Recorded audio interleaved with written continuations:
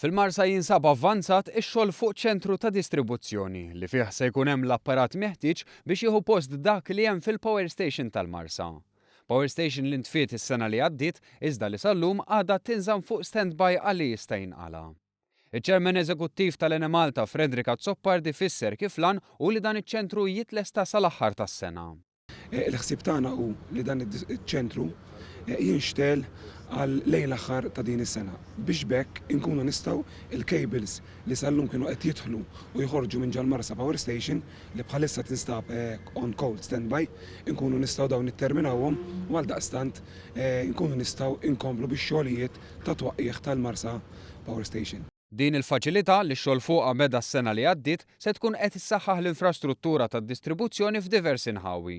Fosthom il-Kappara, il-Belt Valletta, Ħal-Kirkop, Ħal-Tarxin, Santa Venera, Ħal-Far u l-Isptar Mater Dei. Ħafna minn dawn huma żoni fejn hemm industrija jew inkella servizzi meqjusa importanti għall pajjiż. Iżda dan magħruf bħala Marsa Nord mhuwiex l-uniku ċentru ta' distribuzzjoni li għaddej ix-xogħol fuqu. Dana huwa parti mill-pjan tagħna ta' investiment fid-distribuzzjoni, pjan li nista' ngħid li se nkunu qegħdin ninvestu aktar minn 60 miljun. Dan huwa parti fejn ħankunu qegħdin insaħħu iva l-sistema ta' distribuzzjoni tan-netwerk tagħna. La darba ċ-ċentru jkun lest fis-sena 2017 mistenni jibda proġett ieħor li jippermetti li dan jingħaqad ma' ċentri oħrajn ta' distribuzzjoni. Biex isir dan se jkun hemm tħaffir ta' mina taħt l-art ta' madwar kilometru 700 metru bejn il-Marsa u Ħal Qormi.